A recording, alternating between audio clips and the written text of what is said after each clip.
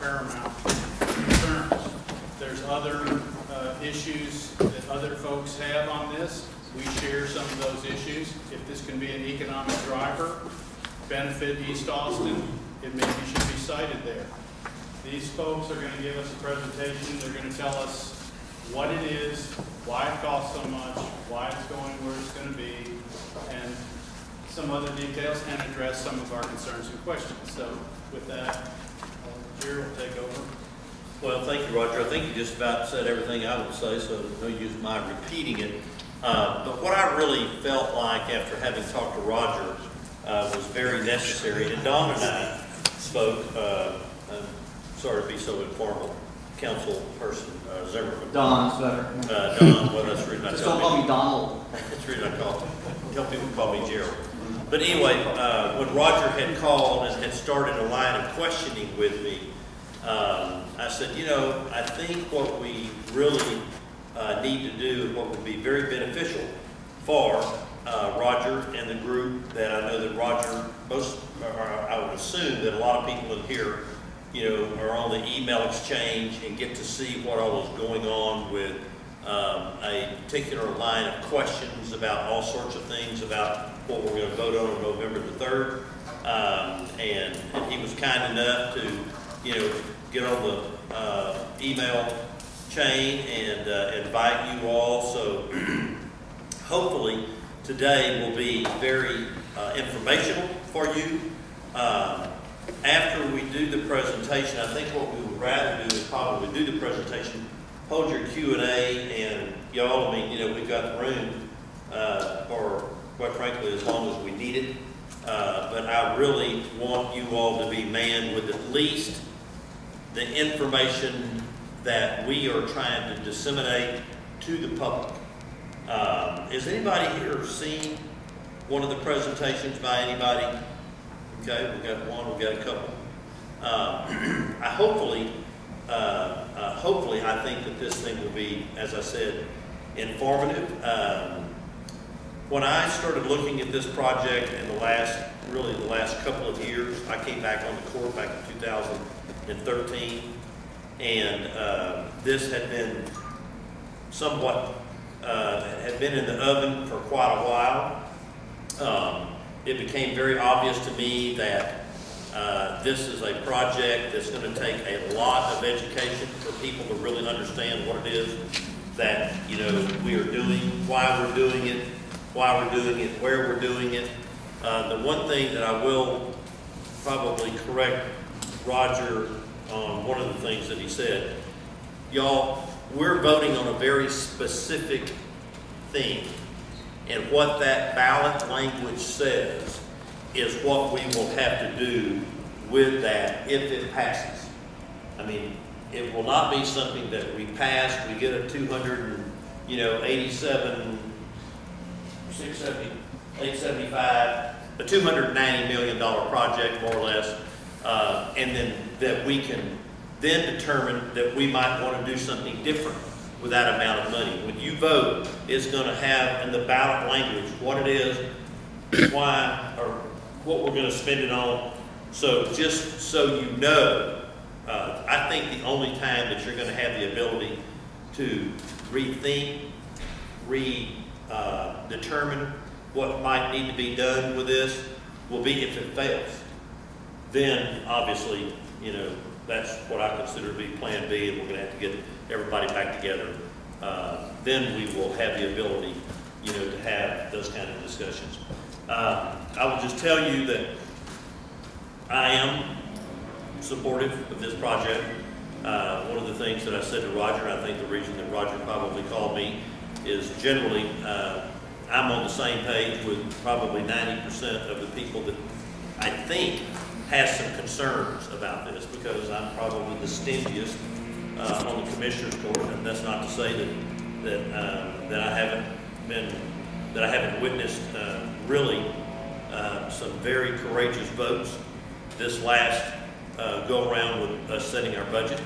I'm proud to say that we're all unanimous with what we've set our tax rate, and been able to keep our spending, you know, as low as what I think that, you know, quite frankly, that I really could get past. That being said, people have asked me, said, Gerald, why would you be supportive of this?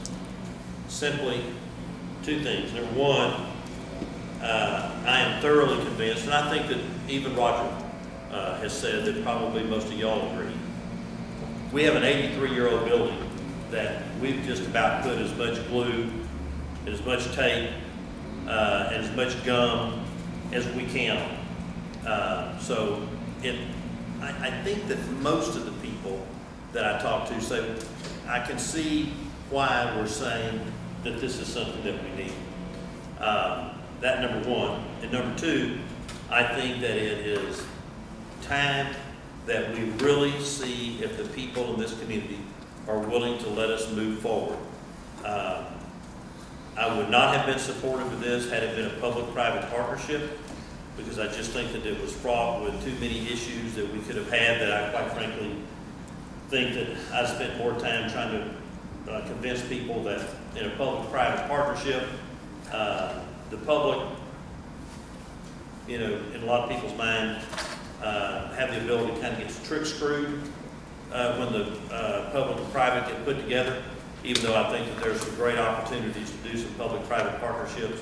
I felt like, let's just put this thing aside, push anything aside, other than let's just ask the people in this community, are you supportive of allowing the county to move forward with issuing debt and building a new civil and family courthouse? I think it's time to do that. I do know that it's going to cost taxpayers some money. We'll go over that. I don't want to take anything away from the presentation. But if y'all don't mind, I'm going to bring Melinda Powell up. And she has her team with her. And like I said, if you all don't mind, let's let Melinda take us through, and the team take us through the process and or through the procedure here, and then let's open it up for Q&A. Everybody good with that? Yeah, Don. Just one thing before you start, let me briefly read the ballot language, if I could. Okay. I'm on the Travis County website. It says Travis County bond proposition. The issuance of $287,275,000 of bonds for the purpose of constructing, improving, and equipping civil and family court facilities and the levying of the tax and payment thereof. So I don't see anything on the ballot language that says where it's going to go. So it doesn't say downtown, it doesn't say East Austin. In fact, it doesn't even say that we're going to build a new 14-story building. It just says constructing, improving, and equipping. It's pretty broad language. It is broad language, and I know that they're going to bring this up, but let me say, before you do your language, we get it to the AG. And the AG kind of gives you some parameters insofar as what you can say. That is a great point, Don, because quite frankly, there are people that, when it first got brought to us, we did vet. Well, can't we say this? And of course, the attorney said, no, AG says, you can't say that. So there are some explanations as to why, and I think that that's a great question that we need to come back around and answer. Okay. Thank you, and thank you for your time today. I want to introduce real quickly Matthias Segura and Jeremy Henry. They're from AECOM. We've had AECOM on board for 2.5 years, helping validate all the work that the county has done in the past on the project, from scoping the size of the need for each of the departments to looking at our court caseload analysis, looking at what's happening in our court system, driving the staffing needs, looking at the utilization of the current building, and then actually building the budget ground up for us so that we had an expectation of certain numbers from our long-term master plan, but AECOM and HOK, who is our compliance architect, took a step back and said, if this is the scope of what we're doing, this is the staffing pattern we're using, and this is the site we're using, here's what the budget is from the ground up with all the parameters set around it that we were able to set at the time. So that goes a little ways towards explaining the issue of the bond language, and I can answer a little bit more about that just simply by saying the Commissioners Court elected to do a design-build project.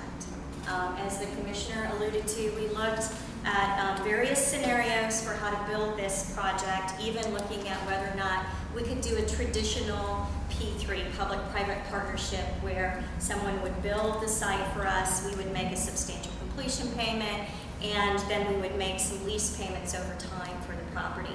That didn't work out for us from some funding side of things because of the way we would want to use our AAA bond rating to the advantage of the taxpayers. So we took a step back, and AECOM actually came in and did a short form contract for us, a quick analysis of other types of procurement methods that the county has available to them today that we haven't always had.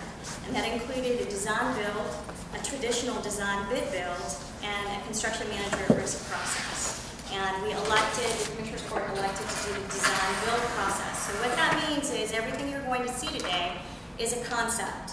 It's not the design of the building. We will not know that until after we contract with the design build team if the bonds are successful. So what we have done is put together a series of performance criteria, what our expectations for the building is, how it will operate, what we think the skin of the building should be, what certification level for sustainability we want, information about our security systems, and what would be acceptable to the county and the performance of this building, and the size of this building, and the requirements for parking this building. And that's what someone will respond to and give us a design after the builds are approved. Okay, so that's why it may change slightly. We think that it's a fairly tight site, the way that we'll go through it with you, and that's why it doesn't say 14 stories, and because some of those things are subject to the final design, right?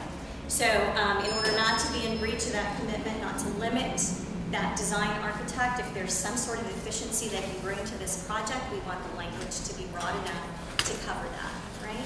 So with that being said, I mean, one of the things that we generally start our discussion with is an understanding that the provision of the justice system for the county is one of the primary functions of the County Commissioners Court. It is the largest single functional area of the county budget. Okay, it takes 22% of the budget. The second largest is corrections and rehabilitation. And so when you add those two and you add public safety to that, over 50% of the county's budget goes for the provision of the justice systems, corrections and rehabilitation, and that includes juvenile justice system as well as the adult system and public safety administration. So when we talk about major elements of infrastructure for the justice system, it's a primary mandate of the Commissioners Court. The Commissioners Court is adopting a tax rate this year of 41.69 cents per $100 evaluation. The maintenance and operation piece of that budget is 34.86 cents per $100 evaluation. The debt portion of that is 6.83 cents. So the lion's share of the property tax base goes to M&O. It goes to maintenance and operations. So what we try to do in planning for new infrastructure is try to make sure that we are planning something to operate as efficiently as possible, because that's what's going to drive costs over time for the tax base. You do have a capital investment. We don't want to minimize the fact we know this is a large capital investment, but how we put facility on the ground and drive operating overhead for the future is something we need to be very conscientious about when we go about planning facilities. And that's the reason why. Currently, in the tax budget for FY16, commissioners are proposing to issue $91.9 million of debt. That's for ongoing programs that the community has already authorized, plus some state road programs, and then completion of 2 buildings, our ME's facility, or medical examiner's facility, and a building for the district attorney's office. So after that, there'll be only about $15 million of outstanding debt to issue, unless these bonds are authorized. 15, 1-5. So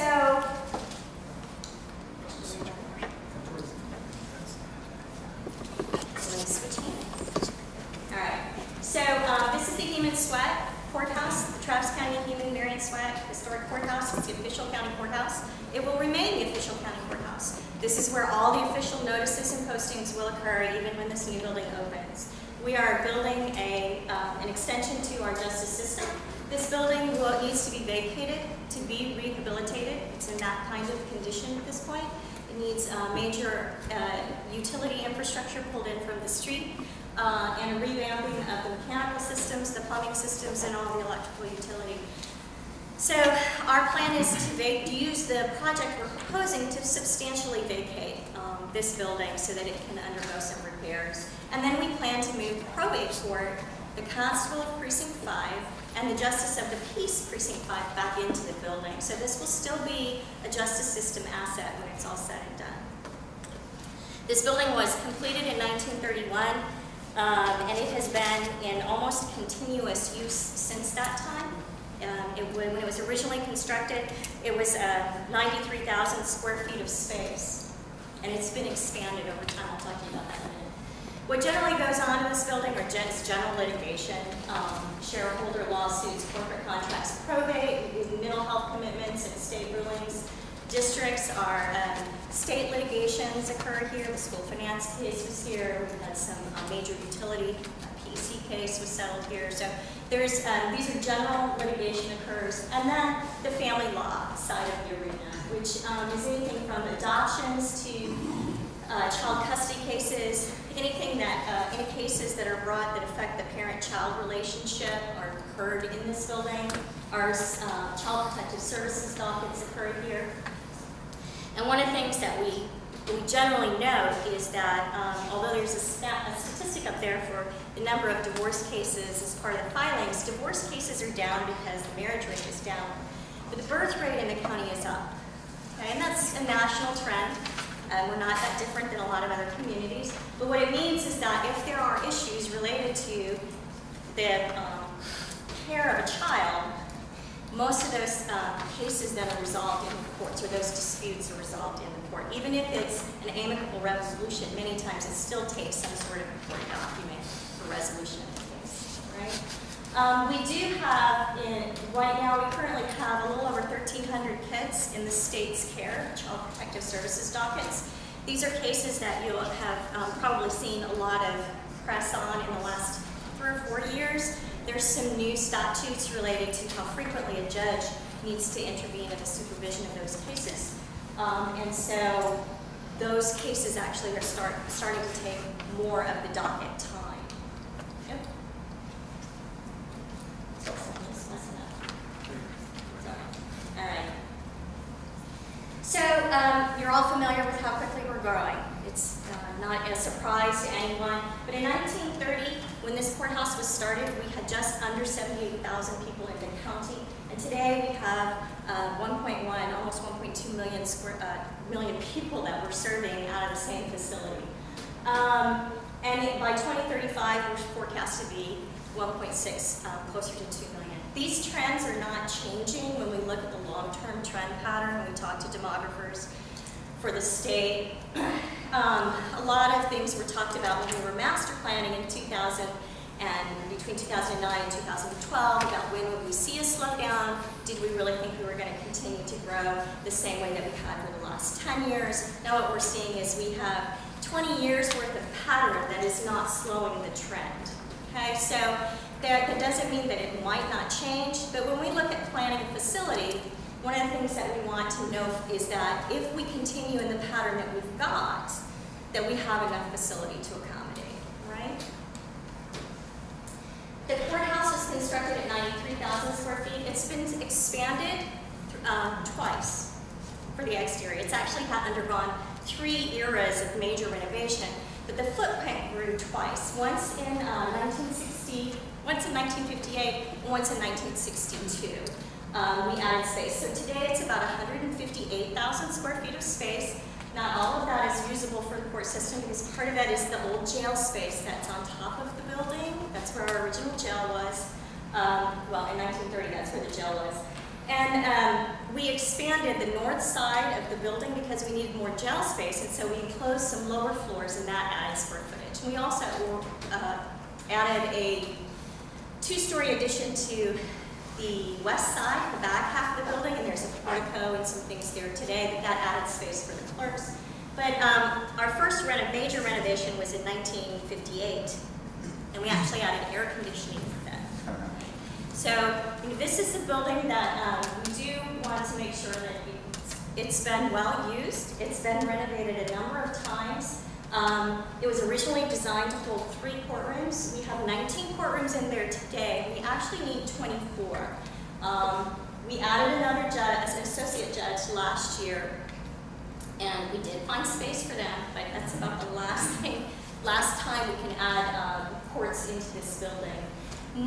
These are pictures of the courtrooms. The historic courtroom is up in the corner, and these are part of our courtrooms that we operate out of today.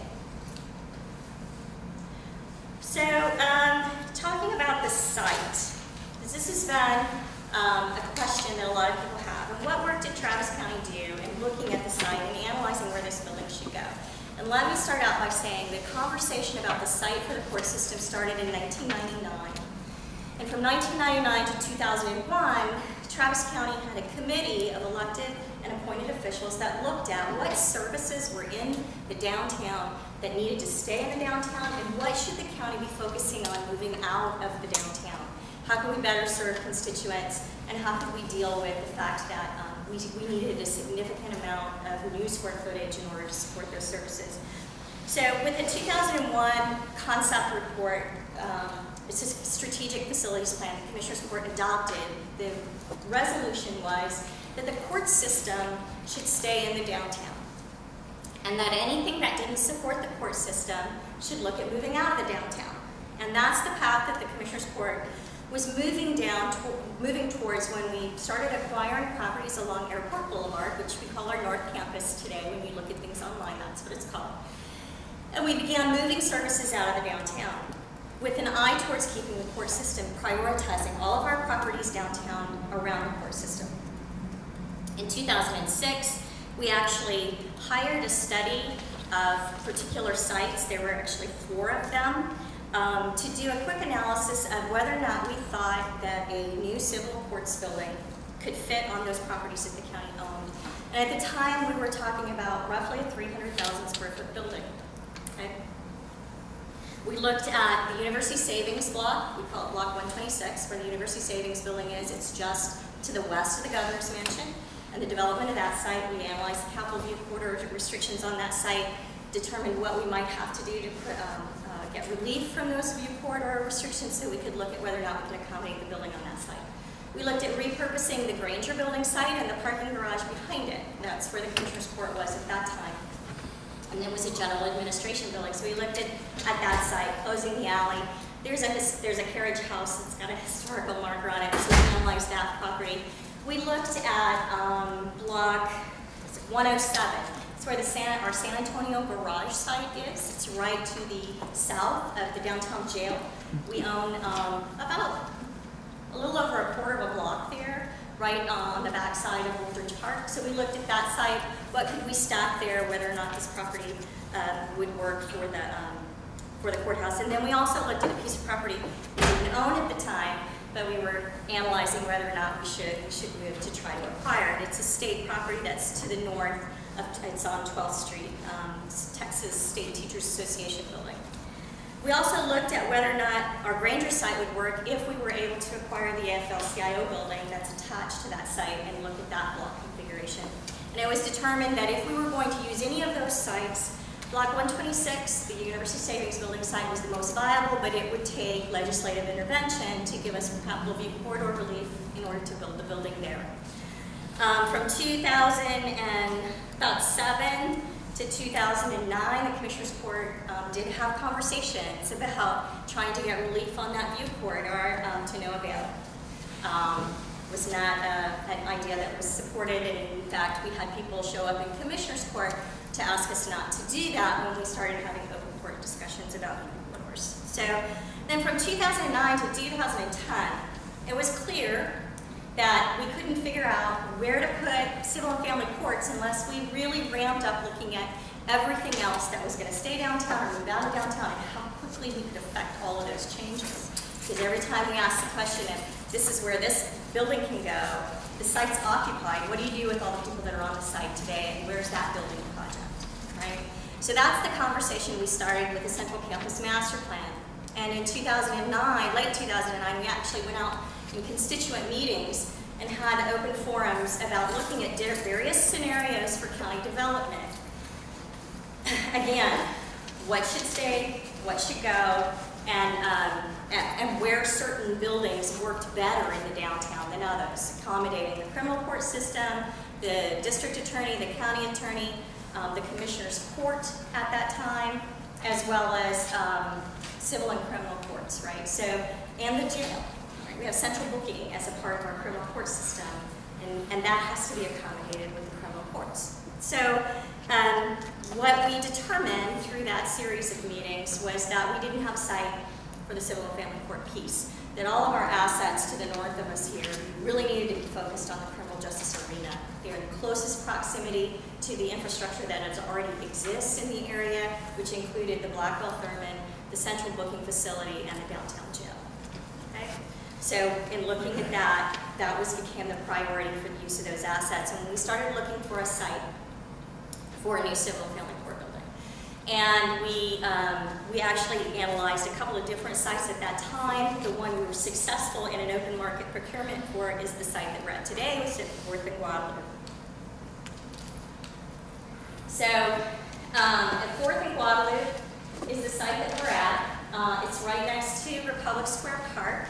It was originally in the 1839 plat for the city designated the Travis County Courthouse and Jail site, and in fact the block is still called the original County Courthouse and Jail block. That's the official title of the site. So from 1839 to about 1855, we had two different buildings on the site. In 1855, we moved to 1874, we moved to 11th Street onto a piece of state-owned property, and then when that building had kind of reached the end of its life, we purchased the block that we're on today at 10th and Guadalupe, the East West side. And so what we are proposing is coming back to this block and taking a portion of the block facing Republic Square Park as the Travis County Civil and Family Courts complex. Right? One of the things that we look at in citing any infrastructure that the county has to cite is what is the service that we're locating, who is it serving, and how does everybody get there, and how do the employees get there, so we want to look at mobility as one of the issues that we think about. When we purchased this site, Capital Metro was under discussions, very many discussions, about moving the main bus lines for the city from Congress and Colorado to Guadalupe and Lavaca.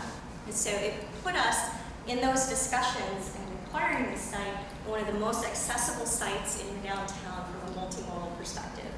At the time, we were also talking about a crosstown rail connector to come down 4th Street. And if that ever happens, that's still the proposed alignment. And then the bikeway is being considered and is now under construction along 3rd Street. So again, from a multimodal access point, this is one of the most accessible blocks in downtown. There are 54 individual bus routes that stop at Republic Square Park at the front door, the proposed front door of the building. So when we talk about being able to get people in and out of the downtown, we have a couple of things that we think about. One of them being, what are the captive audiences that we can use to try to reduce demand on parking, what we're constructing, and traffic patterns for a building of this type. And in this case, we have 2 of them. One of them is employees. 25% of all of our employees that work downtown take an alternative mode of transportation. 15% of that ride their bikes. Okay? So we have just over 2,500 employees in the downtown. This building will have about 350 of them in it. A good percentage of them will take an alternative mode of transportation from a single occupant vehicle. The other captive audience, if you will, that we have are jurors, because we have an incredibly successful online jury empanelment system here, and we're nationally recognized for that, by the way, where people can actually select when they are available to serve on a jury. We also can follow some of our colleagues across the country in major metro areas who put on those sites, put on their clerk sites, ways to get to where you're headed without having to bring a vehicle and park, and in most cases pay to park. And so we have another group of a high volume group of individuals who would be kind of one-time or infrequent users of the facility that we can capture before they come downtown to try to get to take an alternative. So that was important to us as well. The other thing we wanted to look at is clustering of industry. And this conversation also started back in 1999 when we looked at whether or not we should be moving other elements of county government out of the downtown. And in 1999, what we found is that there is a preponderance of legal industry around where the courts are located.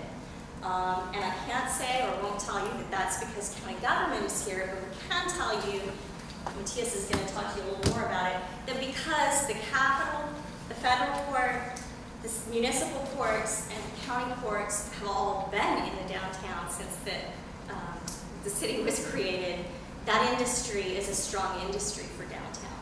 All right? Thank you, Belinda. And as Belinda mentioned, we really wanted to look and see what this business sector looked like. You know, how did this building fit within it?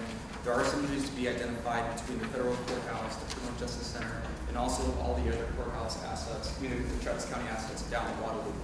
We did develop an economic impact statement to evaluate what this project would mean to the downtown community and also to Travis County. We looked at both short-term and long-term benefits, recognizing the short-term more direct benefits tied to construction costs, labor, and induced effects with those folks eating out in the community. We also looked at the long-term effects, right? The ability to have Travis County hire staff and to grow does have a significant impact. And so we ran through the numbers. We presented that report back in July, and there is a positive NPV of $502 million for the project, excluding construction costs. Again, that document is available online. We'll probably talk about that a little bit later. The only other thing I wanted to mention here is, and maybe Luke mentioned this earlier, is that there are 250,000 visits to this courthouse every single year. And that does not include Travis County staff or lawyers that bypass security. You know, a lot of people that frequent the building have a pass and they identify themselves with the sheriffs and they bypass. These are 250,000 unique visits. So what that means is that the building, the infrastructure has to support that type of volume. And so when we think of these buildings, you can't think of them as obstacles, you have to think of them as solid civic buildings. I'm sorry, you said it doesn't include lawyers. I don't want to. Yeah, so a lot of the lawyers that work there on a regular basis, they do bypass. The ones that are infrequent, we'll catch them. And so we have magnetometer counts every month, every week. Do you guys have a geographical heat map of where they're coming from? Well, I don't know specifically where they're coming from, but what I do know is I know where all their law firms are located. You know, it's hard to tell and parse out which ones, you know, work here, which ones work, you know, but we do recommend the arrest records around it. I'm sorry? We couldn't use arrest records or something, or court docket? The arrest records? Not for this building. Civil. Yeah, civil and family, yeah. Sorry. So moving on to the concept. You know, we've been working on this project for 2.5 years now, and one of the things that we needed to get right was that the cost and the budget reflected what the county needed. And so, you know, we talked about, you know, the budget and the concept that you see. That's because we needed to make sure that number that we were talking about at the end was true and that we could, you know, be comfortable with it. This is the concept as developed by Travis County, AECOM, and HOK. It's 14 stories tall, 520,000 gross square feet. Again, that's to meet the needs of the county through 2035 and beyond. It will include 4 levels of subterranean parking, yielding about 520 parking stalls. It is oriented to complement the public square. We did recognize that you know, there is a benefit for the courthouse to be at this location. We don't have to. We take into account the space that the park affords us, and there's a certain level of security with the sheriffs being able to maintain those sites, those lines of sight as people into the building. It is flexible and efficient. One of the things that we recognized early on is that this building is going to be a 100-year building. We needed to make sure that it was efficient. One of the things to note here is that each floor is 18 feet floor to floor. And what that means is that every single floor over time can bring in a courtroom. And so currently right now, about the top half of the building is set for courtrooms when we open in 2019. But we are planning. You don't build a building like this and only plan for it to be usable and accommodate space for day one. We do have a planning horizon of 2035. But again, we can receive courts all the way down to the second floor.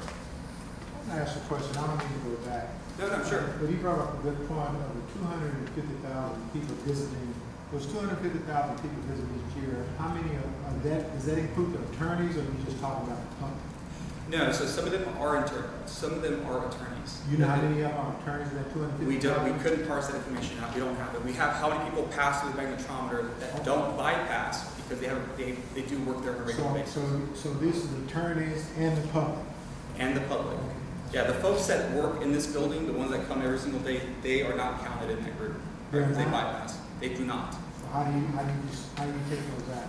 Because whenever you go into security at the Human Marine Courthouse, you approach a magnetometer and the sheriff bypasses you if you're a county employee. Or if you have a yellow one of these, which says you are an attorney that practices in the building enough and has gone through all the checks and clearance with the sheriff's office that you have a yellow badge like this. And then you get to bypass security, but you have to show your badge. Yeah. Good question. So back to the flexibility and efficient, the aspects. Again, the project in the building itself is meant to achieve economies of scale during construction. A lot of spaces are used by different departments. We challenged the county to look at space and how they use it differently, and we brought in experts from across the country to do so. And one thing that you'll notice is that it also does account for future expansion space on the southern half of the site. You can kind of see that in the back, but we'll talk about it a little bit more later. The courthouse, see how it's oriented towards the front of the city block? That allows for a south tower in the future on the back half. Again, trying to utilize the site to the best of the county's ability. You have a question? The county owns the entire block. So what makes the civil and family courts building safe, right? It's the ability to keep everybody separate. You want to keep the folks that are in custody, you want to keep the public, and you want to keep the judicial officers completely separate from the moment they enter the building until the moment they engage with another within the courtrooms. And so you'll see here the public circulation pattern for the building. Again, there are three of them. We're going to go through them right here. On the bottom, you'll see a lot of yellow. That's because we'll have the atrium, we'll have the people coming in, spending a lot of time on the first floors. The spine of the building is going to be all public, and then on the top half, you can see those court layouts and the widening of that public space to accommodate those courtrooms. Hey, real quick, you said custody. I thought we established those. Is that This is civil, not criminal. It's civil and family, and that's the difference. CPS? Yeah, CPS, and not just that. Okay, so one of the things that I want to make sure is we are consolidating the courts that the Commissioner's Court has to provide space for. So I forgot to mention that we are actually providing space for the Attorney General's Child Support Court in here. We provide space for them on Post Road. They actually have a larger volume of in-custody folks than some of our civil proceedings have. But it is the family law arena that's growing. And in custody is not just adults. In custody sometimes is also our juveniles in Gardner Bats that may either be a minor child involved in something or they are a parent involved in something. Thank you. The other thing I would say is that you're going to hear, oh my gosh, and why is that so important in civil and family, and why is that such a pressing need? We actually have looked across the country. This is best practices for family courts now.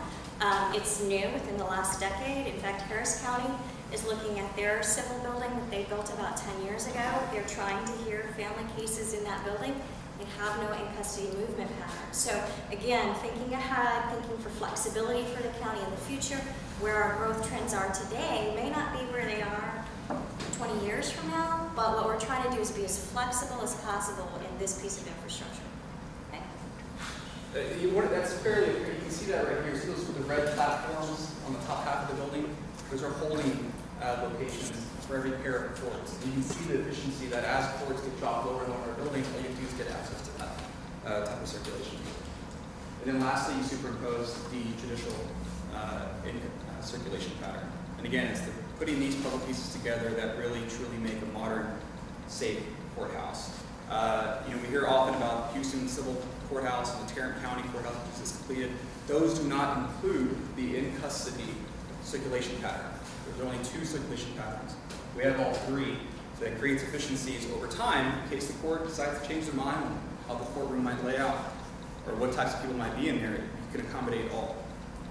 So here's the question. What happens if they come up for all these studies that they, in like 5 years, they think that, okay, this is not enough and we've spent nearly, what, $300 million in this building. And what you just said with Harris County and Tarrant County, they spent tens of millions, if not hundreds of millions on their buildings that are already obsolete after, what, 5, 10, 15 years? Well, okay, so that's one of the reasons why we keep emphasizing flexibility in the court system. This is one of the, civil family is one of the most dynamically changing pieces of our system. And we're talking about building a building that can be flexible in how you use those spaces, including how you use those courtroom spaces, right? So what we want to do is set up the structural framework for a worst case to allow for any type of movement patterns that we might need to have in the building, and that we can grow through the building over time. If we need more office space than courtrooms later, that's okay. We've got the floors to do that.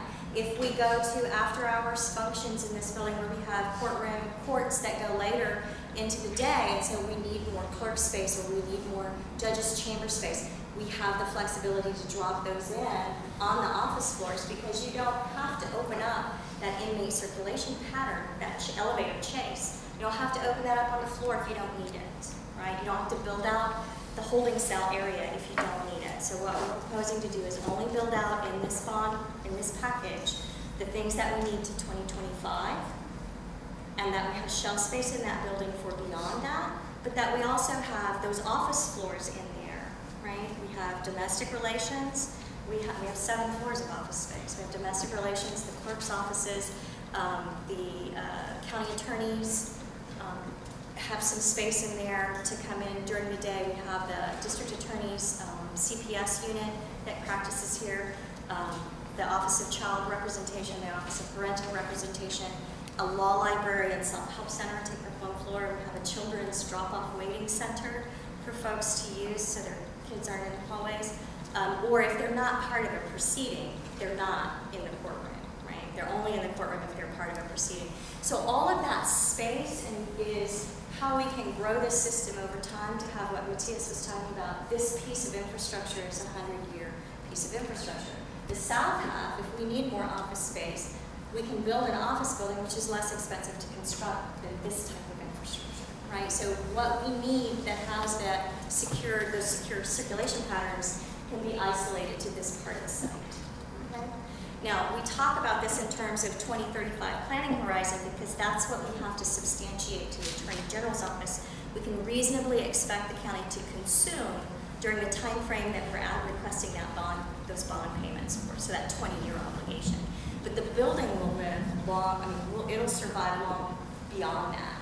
And we aren't expecting that during that first 20 years, we will need anything outside of the building to support this part of the system, right? Yes, sir? Did you say bond is a 20-year bond? It's a 20-year bond. Does that answer your question? About how many more slides do we have? About 4. Yeah, about 4 more slides. Let's get Okay. done. Okay. 4 more Can slides. I ask you a quick question? From my understanding what you said, on the building out the building, are you saying you're gonna build it out, or you're not gonna build all of it out? And you're gonna save some of it that's not gonna be built out? We have 1 full floor of shelf space planned. And then there's some pockets on some other floors that That will not be built out? won't be And built that's out. for future use? Yep. They're future built out. All right, so I'll quickly run through this. The only main point of this slide is just that the court floor drives the design of the building, the ability to not have columns and sight lines between the juror, the jury box, the judge, the gallery. This is what drives the building. You can see that we spend a lot of time thinking of the most efficient way to lay this out while preserving the southern half of the site. This floor plate, again, is only to the north half of the project site. Just jury deliberation rooms, just really trying to identify all the inefficiencies in the human Marion Sweat Courthouse and make sure that we drive that home, provide secure space for families, for folks visiting, so they can have those private conversations with their lawyers, and also have space for them to get away because they're in unsafe environment. All right, so one of the things that we'd like to talk about is the place itself, the site layout. This is the first time you can really see the footprint of the South Tower that we've been talking about. We do have retail on the first floor of the courts building. You can see that there in orange. That's really in an effort to engage, be downtown, to be a good neighbor. We've had a lot of meetings with downtown constituents, and this is something they felt was needed. As far as the office building on the southern half of the site, we needed to make sure that whatever we put here, as far as a floor plate, was doable. So because we're building a garage under the entire project site, so we need to make sure the columns, the widths, the heights, all of that worked. And we have spent a lot of time developing what this building might look like, the potential revenue that it could generate, and really the amount of developable area as far as floor plates go. So the overall program budget is $289.875 million. The county's already identified and has executed several both short-term and long-term strategies. Some of those have already taken place. You can see a reduction already of $287.275 million. That'll be what's on November 3rd bond referendum. One thing I want to point out is that this is an all-in cost. This is contingencies, this is FF&E, this is moving costs. There is not anything that's being hidden or being carried in a different an account. A lot of times you see folks carry contingencies differently. We decided to be transparent, to put it all out, and you can see what the impact is. It's $13.50 annually per $100,000 of taxable value. Again, this is, once you take the homestead exemption off, the exemptions that you might be afforded, you apply $13.50 to every $100,000. And so what that equates to, in 2016, a house, homestead that's assessed value of $360,000 equates to $39. Question? Did I understand you say that includes equipment and things that might not be in the bonds? That cost impact? That includes all the equipment that we did an assessment on what's bondable and what's not, and we determined that if it's voter authorized, all the equipment for the building can go in that cost, and that's the way the commissioners don't want it shown. So there won't be anything that comes from COs or cash later except for the actual guys moving, because we can't bond fund that. We can't bond that, but you put the moving cost in there as well? It's in our overall project budget. It's in the project budget. But it's in not, this figure? yes, but it's not in the bond amount. That does not include the real estate, because the real estate's already paid for. Right, Right. real estate.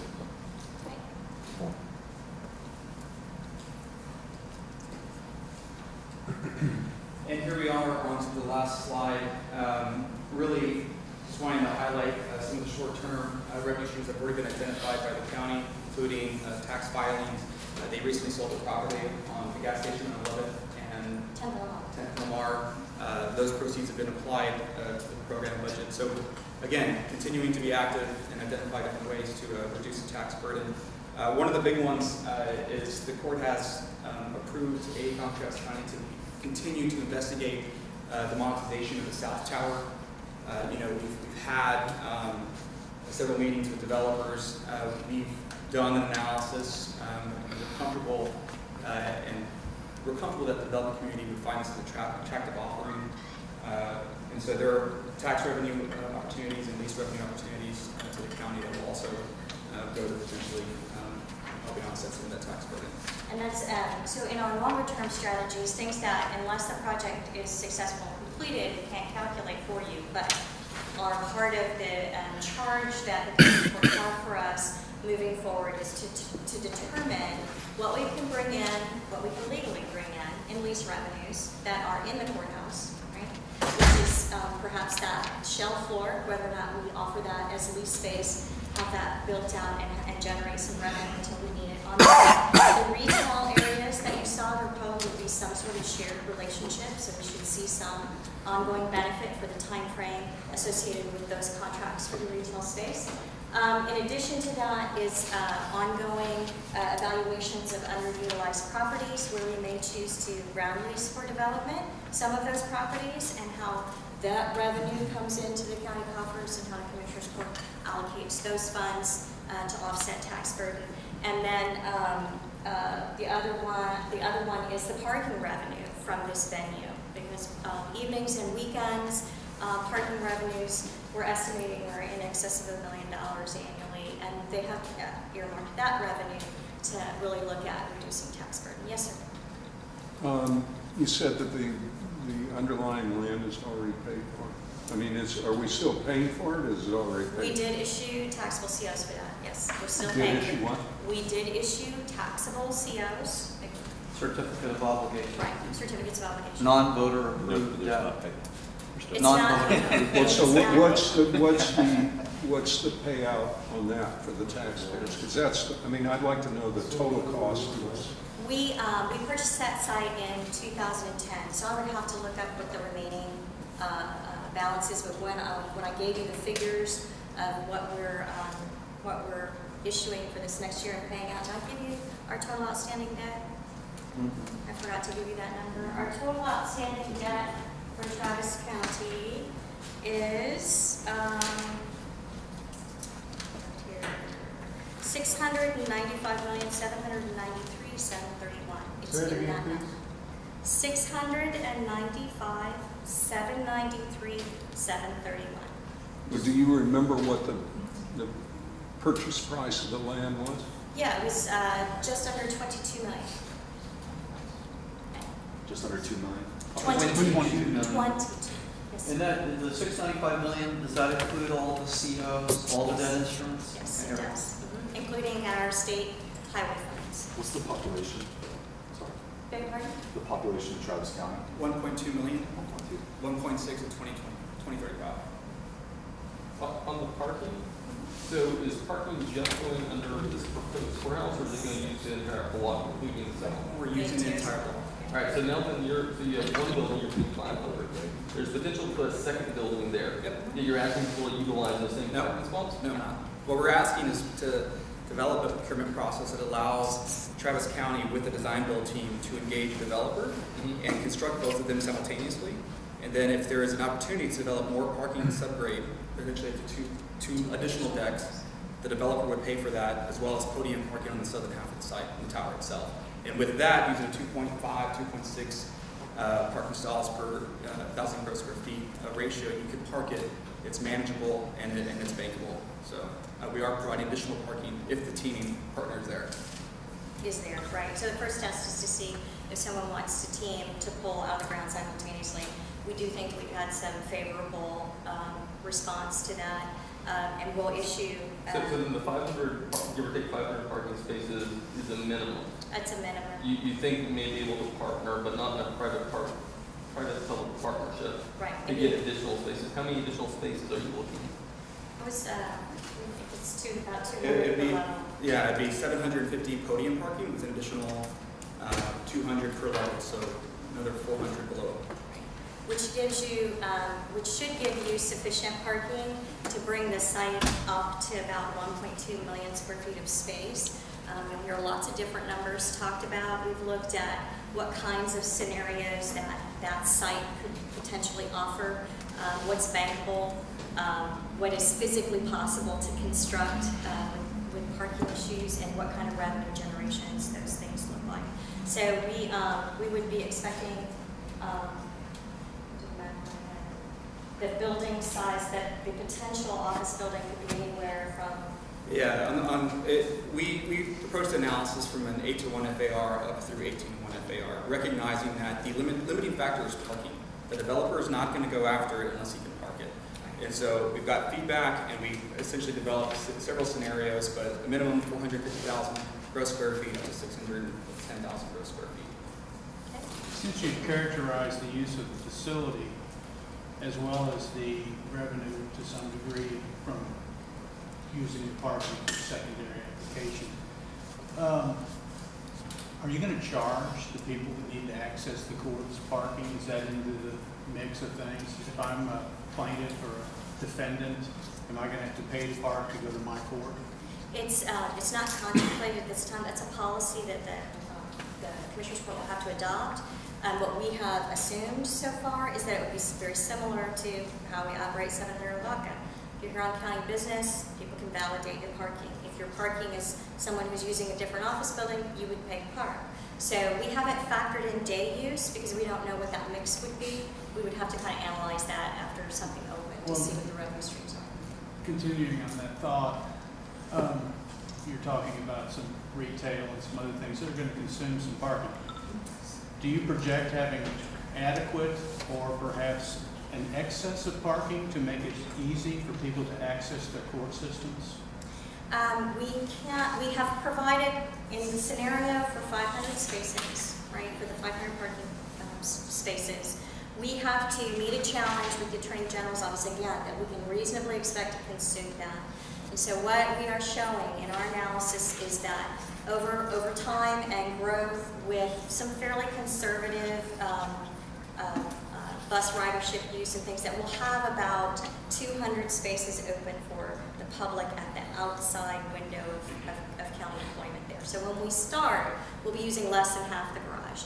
Towards the end, we would be using a little over half the garage. With parking being such a premium downtown, I see that being kind of an issue if you're citing this, and I think it should be a paramount design, part of this design, that people are going to have free parking or easy access to the court systems that they have to go to.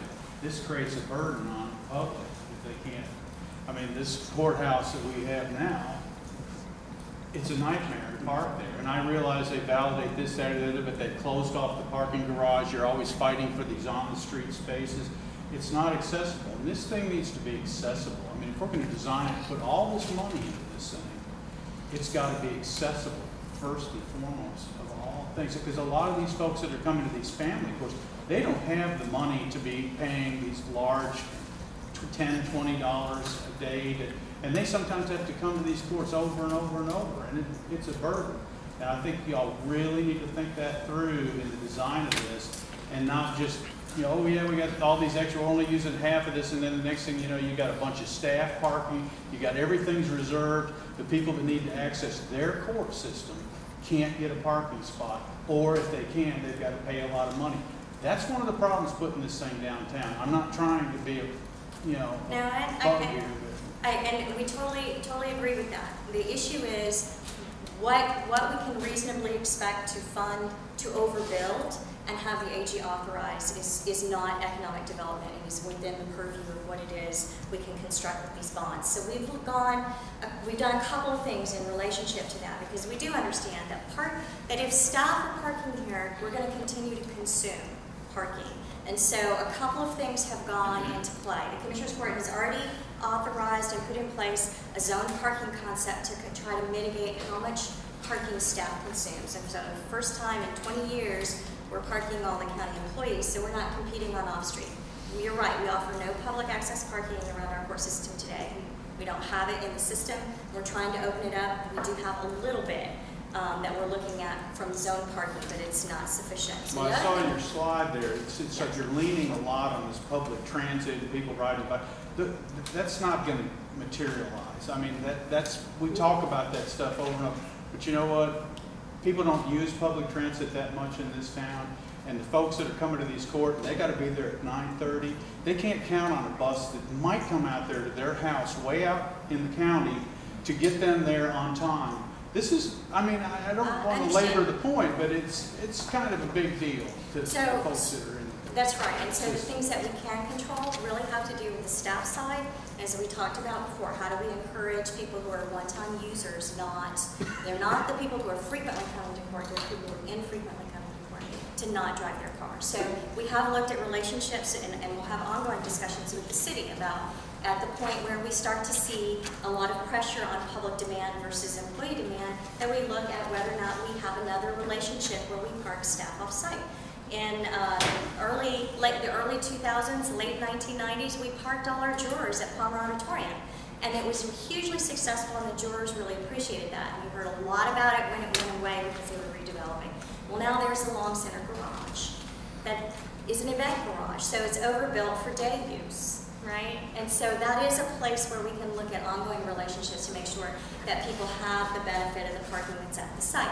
But I can't tell you that we can go build a 1,000-car garage because I don't think we can get it authorized through the AG's office. How many employees are you looking at? 350 at 2035. The 350? At 2035. That's in 20 years. What about now? It's 275, I think. Understand that a lot of the volume of this building are court-related areas that aren't staff-heavy, right? So the lower 7 floors are more like general office building. The upper 7 have maybe 15 staff on a floor. Okay. On your typical court build-out slide, is that what you're expecting this building to look like, or do you have any kind of what you expect this building to look like? That's what we expect. The challenge for us was try to make that court floor as efficient as possible, so we didn't take up the entire site for just the court building. And so this is one of the most efficient ways to lay out the floor to do that. It may not look exactly like this, but we've put a maximum allowable footprint for this building in our performance requirements for the design team. Okay, so then you're expecting 2 judges on each side of the building? Is that the... Probably, yeah. Yes, sir. On the, there was a slide that you had for need-based public transit, people with no cars.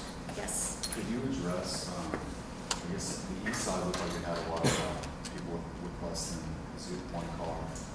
And then so did North Austin, I'm assuming it's. Some of that is synergistic around where we have good transportation access now.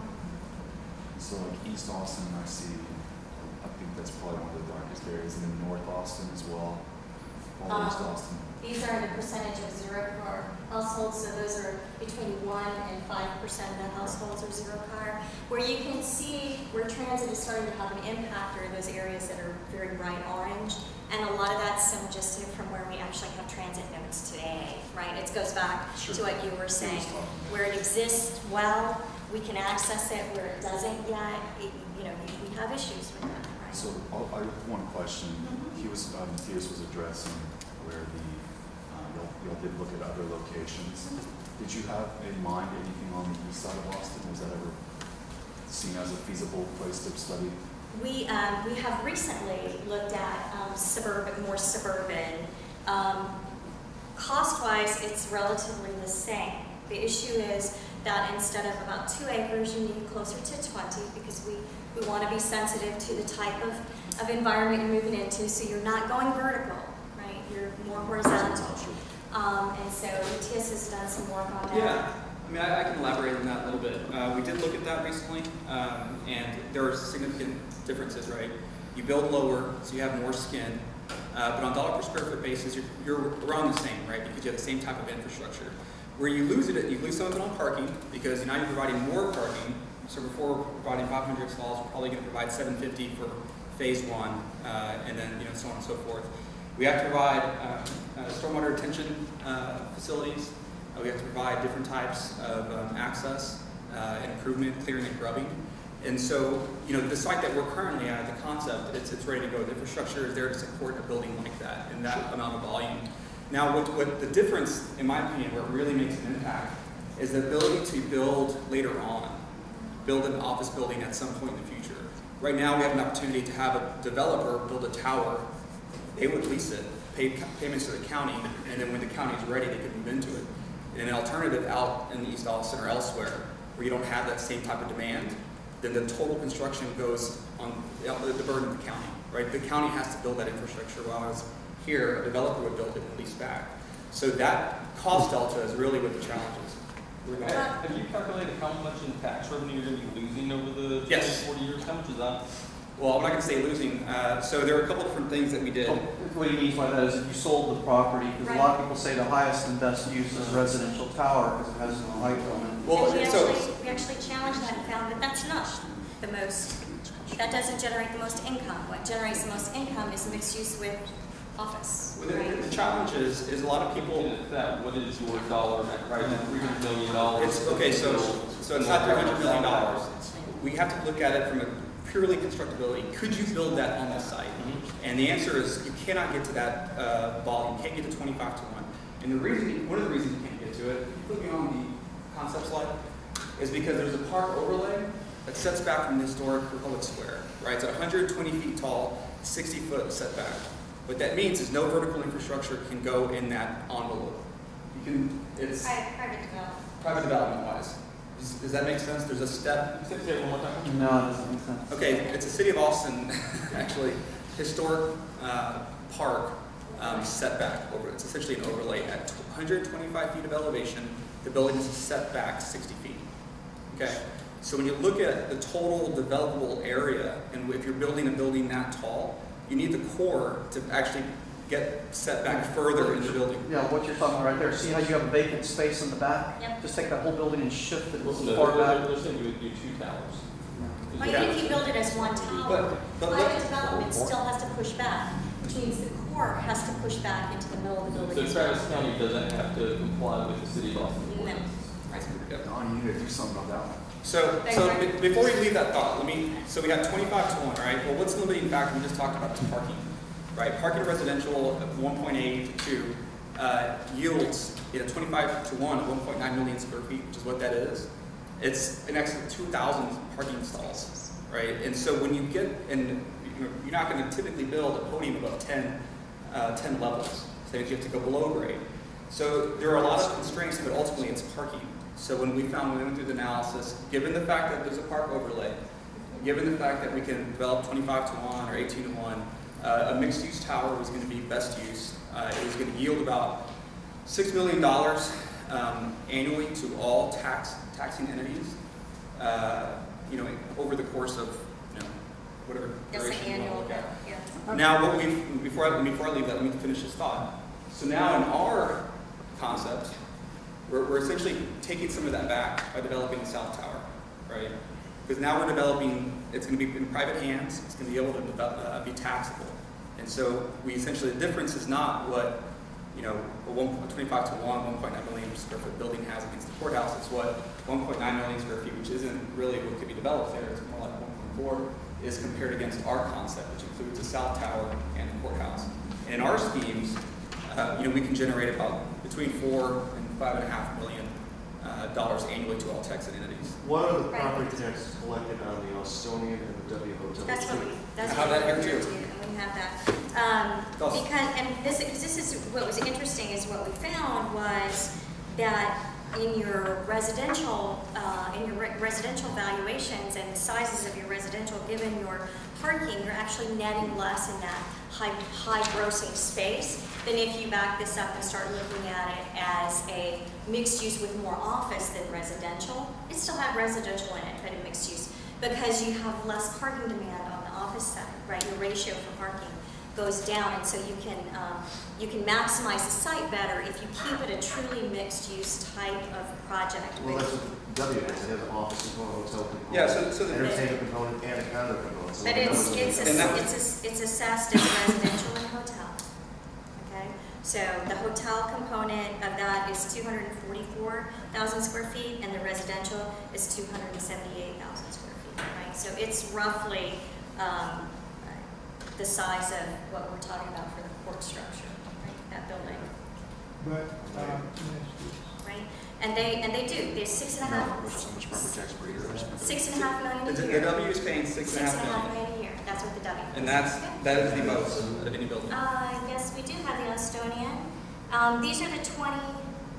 This is 2015 assessed. 6.5 million total tax bill? Yes, it Total is. tax levy, Total tax levy. including schools. Yes. The Estonian is 5.3 million. Is there a way we can get those figures? They're available. I mean, we They're just from put it all through TCAP. tax assessor. Right. Yeah. We'd have to see what we could do. Right. It should be available to you. Yeah. But yeah, we'll see. And the misconception is that you're going to apply the constructible value or the market value, right? It's a negotiated value. And I think that's what a lot of the confusion comes in when we talk about these numbers. Right. Question? yeah, you had stated earlier about building off-site, and you said something about if you build off-site with the downtown, that the other person, whoever the other contractor, other investor, they would not build there. What would make you think that they wouldn't build there? Well, we have. The same, because what you're looking at, we're assessing the market that we're in, right? So when you look at a suburban market, the requirement for a high-rise office building is much, much lower. And so someone would have to, either the county has to wait and build it all in the tax base, or the private sector would have to say, we agree that this market out here in this suburban area will support a 750,000 square foot office building, which generally that's not the case, right? So then it's not high-rise, it's more mid-rise. So you might get support for a smaller building depending on where it was. But when you push farther east Austin, you're not going to see the demand for that. That's why we looked at whether or not this was something that Airport Boulevard could support, right? Our campus along there. And part of the issue there is, once again, is infrastructure and the fact that you're fronting a single-story residential street right behind it. So, the step backs that you build onto that site means we were consuming more of the county's future acreage for development, right? Because we have 12 acres out there. But you also only had 3 bus routes that go there. And this building in and of itself, the court building in and of itself, is not going to generate enough routine traffic, meaning not, every other week we have jury weeks, and sometimes they're in all the courts and sometimes they're not, because it's not going to generate enough routine traffic to necessarily warrant a bus route. You have to have other types of industry around you. So again, that speaks to that. Seems like to me that would be a start by having, I'm just talking hypothetically, if you did have it, that would be a start by bringing more development into East Austin and the eastern part of Travis County. That would be a start to bringing more development towards the way, because you have a main structure that's out there. And it's known as history that businesses do build around major complexes like the county court. But you're not creating new industry. You're moving existing industry to another location. And our issue is really, you go back to the slide that shows the legal infrastructure and where it is predominantly located, they're a lot more likely to drive than to relocate. And we know this because we still don't have any attorney's offices located down by the juvenile justice complex. Well, is your objective to create industry or to build a courthouse to serve the community? That's our... I don't see that in nothing that you have presented. This has been very confusing to me. I've listened to all this. I mean, let me be honest, and of course my understanding is limited, but what you have said makes no sense to me. Y'all have spent all of this time and never addressed questions of purpose as far as I'm concerned. You said that you have a committee that dealt with the site. Could I ask you who was on that committee? The one... Or is it a secret? No, it's not a secret. Are you talking about when we started back in 1999? Yes, who was on that committee? The tax assessor was Nellie Spears. We had a district judge. It was Jean Muir at the time. We had the purchasing agent, which was Sid Grimes. We had the sheriff, was Margot Frazier. The county attorney, represented by David Escobie at the time, although I believe it was Ken Oden. The district attorney, who was Ronnie Earl, represented by Rosemary Lippert. And we had our executive managers. It was Stephen Williams over Health and Human Services, Christian Smith over Planning and Budget, Joe Gieselman over Transportation and Natural Resources, and Dinah Dinwiddie over Justice and Public Safety Initiatives. And I might have missed someone, but that's in a nutshell the group. Yeah. I was under the impression that we were going to complete this boring presentation, then we're going to get through. I don't say that to be disrespectful. Sure. But my attention span is limited. So y'all have taken all this time, and now I have a multitude of persons I would like to ask, but I disregard that. But you say you have 250,000 people visiting the court? Yes. Okay, do you have a breakdown as to the nature of that visit? Because I'm thinking that the majority of your attendance in the courtroom are people that live great distances and have to come here. They have no other choice. That's correct. And to have to fight parking and all this stuff that you all are talking about, and to cater to 1,200 law firms, that's totally ridiculous. Well, I would say that we're trying to locate it in a place where people can get to, right? That we have multimodal access to it. In all due respect, ma'am, if you look at, and don't take my word, UT is getting ready to build downtown. You have a multitude of construction going on downtown. I'm not creating this, that's what's happening. You have taken away parking spots. You have narrowed the roads. And So the density is already there. And the people that have to come downtown, as this gentleman indicated, they have no bargaining rights. They'll pay that $20 or whatever y'all are talking about. Y'all need to go back to the drawing board. If you're gonna take this to, I am adamantly against this bond proposal. Well, you have 1,000 spaces, 1,000 square feet per space that you've allocated here. That's like a quarter of the development code in the city of Austin. And I see a huge conundrum coming when we're going to build this other tower and we're going to, you better get a good shovel, because you're going to have to dig this thing pretty deep to get the spaces that I know I hate to labor this point, but I think that the powers that be in this city have tried to ban the automobile as much as possible and make it difficult to come downtown. They put a meter everywhere. When I grew up here, there weren't any meters downtown. You park wherever you wanted. But we're creating a crisis for people that are in crisis. And that's what bothers me about this. I think it's all great. We can plan, we can draw it all out, we can lay it all out. But I think when it comes down to practical applications, over time, this thing is going to become an impediment, the parking, for people that need to access their courts. Well, I guess respectfully, I would say that there are over 4,000 parking spaces coming in online before this building completes within a 3-block radius of this building. It will be one of the most densely parked areas. So, and it's also one of the most accessible sites. Any site along Guadalupe and Lavaca that you could pick, whether it's that one or another one that we could deliver the same volume of square footage on, is going to be the most accessible place you can get it for people in Travis County.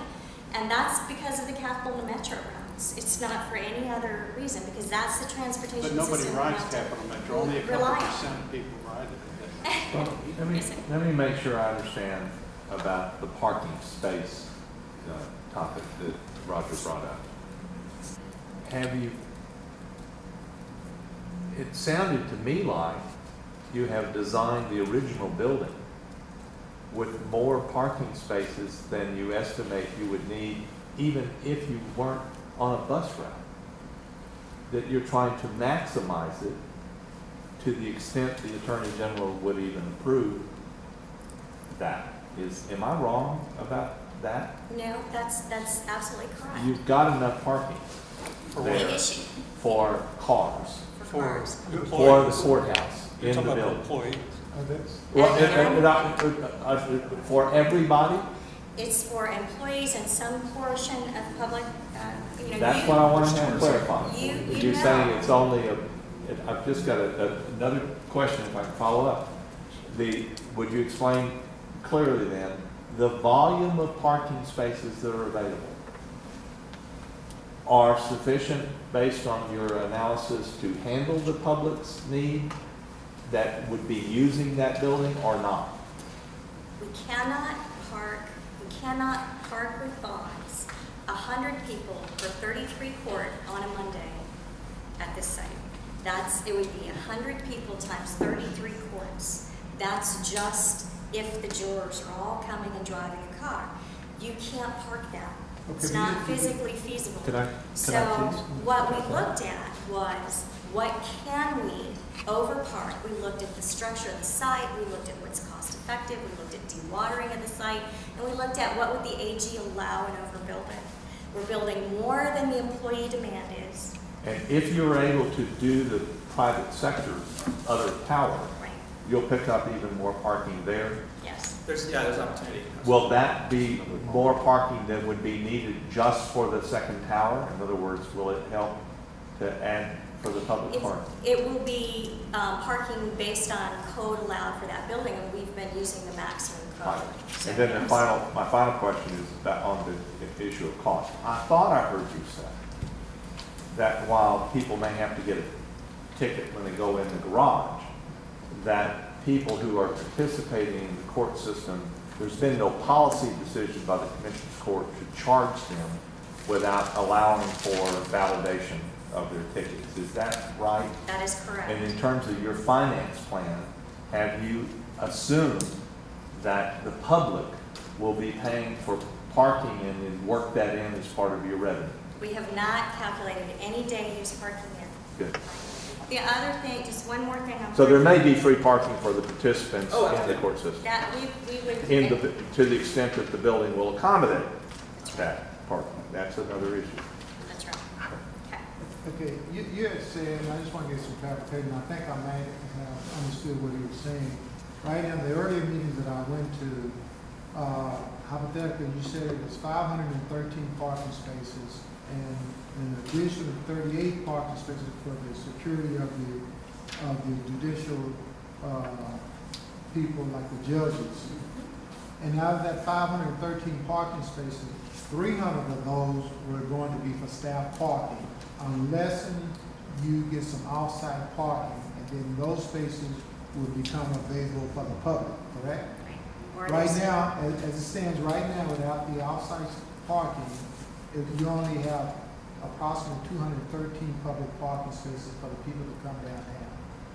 And that's towards the end of that, not day one. And what's the current daily traffic? 250,000 a year, over 1,000. So how do you? Yeah, but they're turned over quickly. That's the thing. They're not there for 8 hours at a time. They come and go, and that's what we analyze. We analyze zone parking, frequency of trip, the fact that Travis County their staff use different types of transportation. All of that was accounted for and included in our analysis. So okay, but you're saying that they're not there. Are there? What's the average length of time that y'all estimate for a person to be in the court to take up these spaces of 213? Is it 2 hours per visit, 3 hours? No, we use half day increments, okay. And that was based on best management practices. And then you also said it's 4,000 additional parking spaces that they can use outside. We know they're coming online. They know they're coming online. Okay, how are they going to access it? Are they going to have to pay, or is the court? I'm sure, because they're I privately think held someone that spaces. says that these people cannot afford to pay for those additional parking spaces. So how are you going to take care of that? Because 213 parking spaces is not going to be enough for the public if they come down in the cars. And I think people even talked about using the bus. It'll probably, for them to be down there, it's going to probably have to get on the bus 2 hours prior to even coming down. So it's just. Right, okay, so a couple of issues, and one is that a lot of what you're focusing on, what you're talking about are future policy issues, and there are a couple of things that we would continue to work on, and that the Commissioner's Court has asked us to continue to work on. And one is cooperative agreements with the city about parking staff at the Long Center if we need to, right? Whether or not we can get reciprocal validation and have people, since that's an iconic garage, be able to go there, park, and then, because the bus stops there, just like it stops across the river at our site, right? Whether or not that's a way that you can increase parking access and recognition. The other thing that the Commissioner's Court has not instituted yet, but has a lot of folks talking about, is employees pay to park.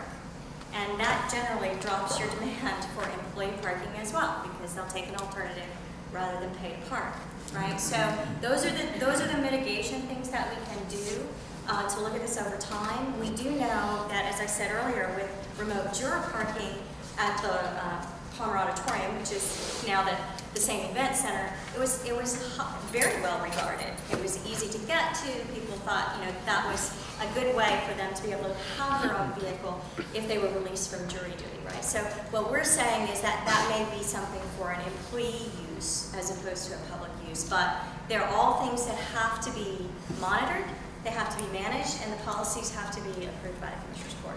Yeah, I see a Can little I bit get of this a gentleman's question first, though? He said, yes. Regarding the second tower, it's, correct me if I'm wrong, it's a ground lease versus a traditional development where they actually own the property. But the question is there any guarantees someone wants to dump a bunch of money into investing into a ground lease? This was the St. Louis Ballpark Village proposal in downtown St. Louis from 1999 through 2006. It was meant to help push the public funding to get their ballpark built.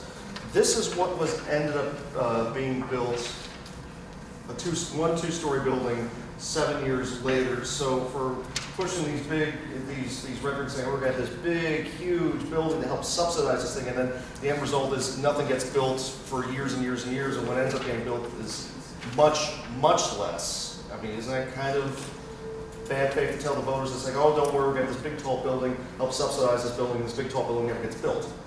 Well, that's one reason why we have not discounted the bond amount. I mean, we are trying to be upfront. The bond amount, you know, we have not taken any discount beyond what the commissioners already have contracts for revenue to expect it to come in, right? That's the sale of 10 Lamar and a civil court filing fee fund that they have set up. So in the event that it doesn't happen, right, it doesn't happen. But the other side of that is that we did do a market sounding with an outreach, and we had standing room only in our meeting to discuss whether or not this community would be interested in an office tower on the block. And we do know that the market has shown we can consume the office space. You know, real estate wise, 5 years the building will be fully leased. I mean, that's kind of the cycle that the downtown is in. But is it a private developer that you guys want to build this, or is it going to be the county? No, it'd be the private developer. So there's a ground lease. What would the terms of that be? Because would a private developer be interested in plopping down $50 million for a building when they only have the ground lease for what, 20, 30 years? And No, actually, they will have the ground lease for much longer than that. The county, I'm not expecting, none of our forecasts show that we would be expecting to consume any of the building till 2035.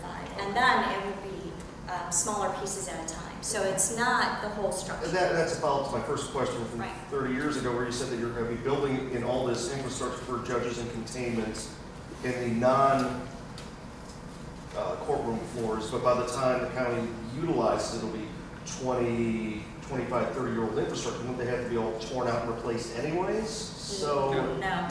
This building is meant to last that long. I mean, we're not tearing out ports now, and that doesn't happen with the buildings. I mean, if it's a technology-driven change, then we address it. But utilities that wear on it for like 20 to 40 years, and they buildings have to be teared out. That's why a lot of sports rings actually have to be demolished after 20, 40 years, because it would cost more to remodel the existing building than to replace it. I can't, that's not going to be the same. It's not the same with the office structures that you see and the type of infrastructure we're talking about putting in. This isn't like an event center. I mean, it is in some respects, but it's not like a sports arena and the types of things that you're talking about constructing there. Right? This is a much lower demand facility than You were that. saying 250,000 people a year ago to this. It's a lot of. That's what I'm saying. It is a lot of people, but we are talking about designing and constructing to support that type of movement through. But they're short-term users, right? They don't come and stay for. You know, most of them don't come and stay for the entire day. Yes, you had a question. I interrupted you. Well, I just was going to say, you know, you kind of plan B. It sounds like a little bit to use that Palmer. Yeah. Are you counting on Austin Energy vacating that, because they use up about I do volunteer work and we use that facility, and in fact we'll be using it at the end of this month, and it's a conundrum already. So, you know, you might look some more. You might look some more. All right. Thank you. So, yeah, I mean, it sounds like parking is an externality it's hard to fit in all of this right now. It's still an unsolved issue. We're not parking everybody that needs to come here with this plan. Is that fair to say? Well, we're not parking everybody At all the peak. at the peak. Right. You can't have parking for everybody on Monday, all 33 ports. Well, so yeah, we're not parking everybody that needs to get here. That's just kind of a No, and I would say that you can look across. There's no port facility that does that. I'm not saying that, but it doesn't change the fact that we will be dealing with the fact that we're parking. But I wanted to kind of translate that over, because you were saying that the second building wouldn't be needed for decades. So I wanted to kind of get to kind of the point of the overall assessed need, that this is about a 500,000 square foot building, and the assessed need is about 2 million square feet by 2035 for this whole master plan. So we're only not even a quarter of the way, or a quarter of the way through the square footage needs by this 200. Well, we purchased this building also that draws down 120, 125 for that as well. Right. So. But we're still three more bond issues away from what's being needed in the next 20 years. Is that correct? In the next 25 to 30 years, yes. Because since that report was up, Since this report was published? The executive summary, March 2012, is what Right. we're referring to. Right, so that's our central campus master plan, for those of you who want to go look at it. Our growth patterns, we're doing quite well at creating internal efficiencies, and we're adding fewer staff. So I'm stretching, that's what my office does, I'm looking at demographics and stretching these timeframes out. Some of that will push out farther, or maybe smaller, right? Because of the efficiencies that we're gaining in some of our practices or changes in procedures. So that is our planning model. We update it every single year. And then again, after each bond issuance, we go back and look at what these projects really need to scale as. And we generally do. The county generally does now have about 20 years worth of infrastructure kind of planned out in those 7-year cycles. Okay. But this one says the need is $1.2 billion over 25 years. Is that about? It's, I mean, you'd have to update for economics and also downsizing, but it's probably close. Yes, sir. First of all, I appreciate the opportunity to be here and be on this list. I'm not really in the tax area, but and I do come at things a little bit differently. But I found this very informative. One of the things I have a question with two parts. You know, this is Sweat Courthouse, and after the Sweat decision, this golf course over here in West Austin wants to be segregated. It's historic, and I've been working on that. I had conversations with African Americans from East Austin last week, just about affordability issues. And, you know, when you talk to them about trying to preserve that course and everything, they don't want any higher taxes. Even though the course is really tied to the history of Austin and the history of their community. At least some of them do. And I would like to hear from you in terms of the process and how this thing developed. What was the feedback, not only on the affordability issue, but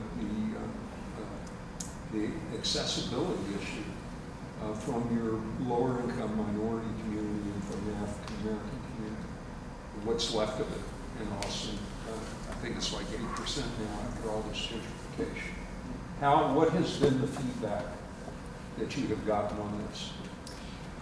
We've had a couple of different avenues to receive feedback, and one of them has been a citizens focus committee that the Commissioners Court appointed that demographically is aligned with the demographics of the county.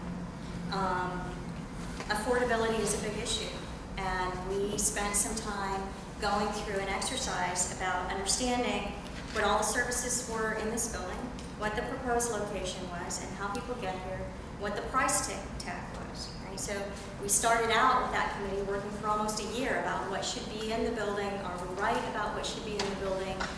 Do you think that there's other services that should be in this building and how we should access them?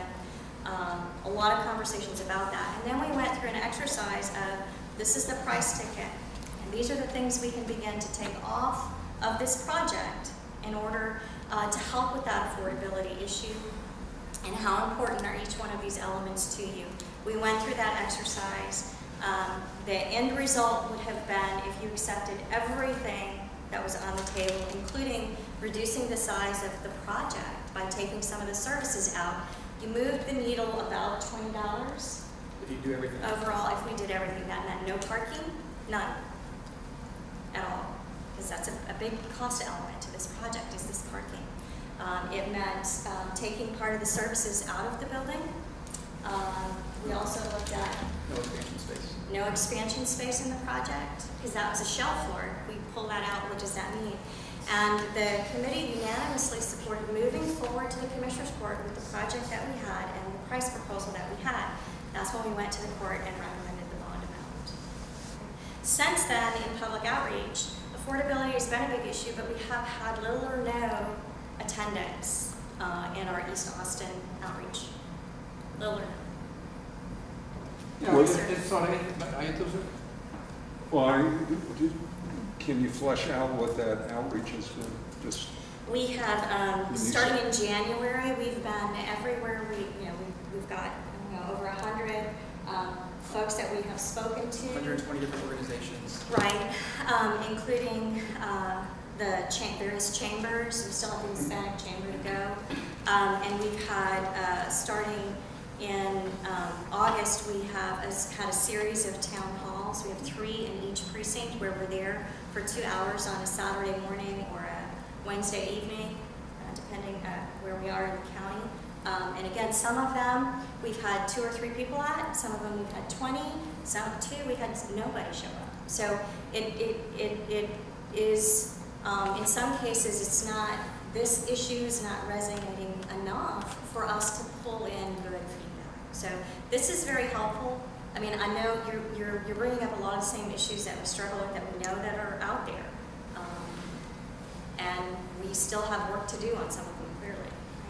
In all due respect, and I really appreciate the gentleman's question. To me, it's not so much of a black issue. I'm not here to beg for you all to, acknowledge blackness. But the fact of the matter is, we're the one that's going to be burdened with this situation.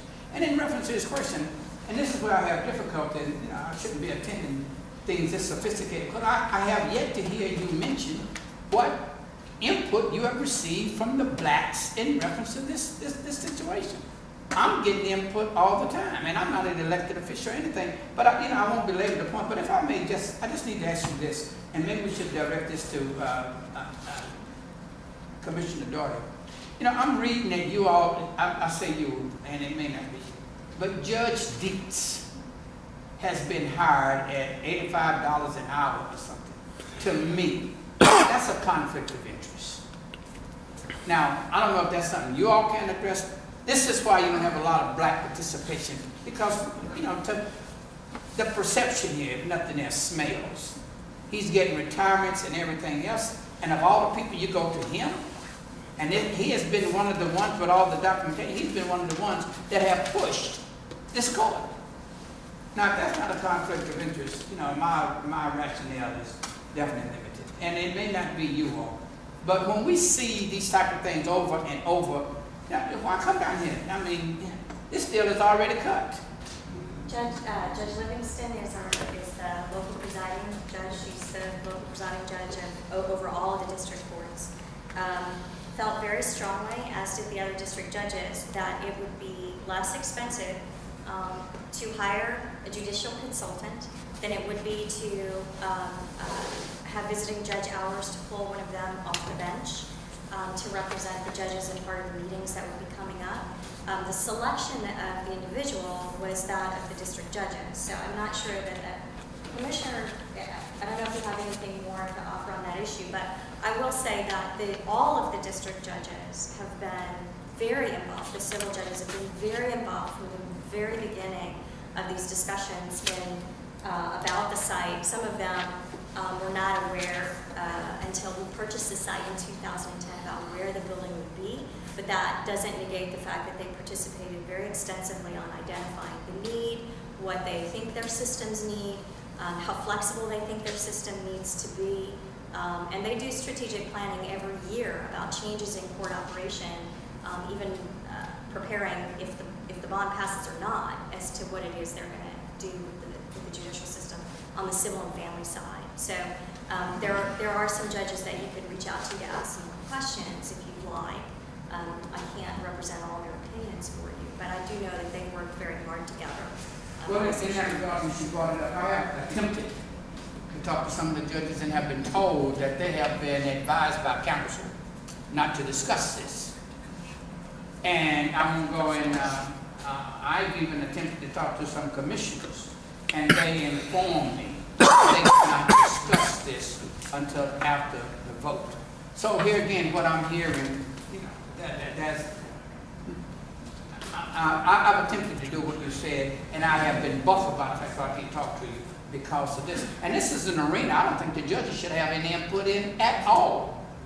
We're going to provide them a place to work. They should be grateful for that and not involved in this. A judge being involved in this has major influence. And even I can see that. But, I appreciate your time. Thank you very much. Thank you. Yes. Question. You say you do demographic data.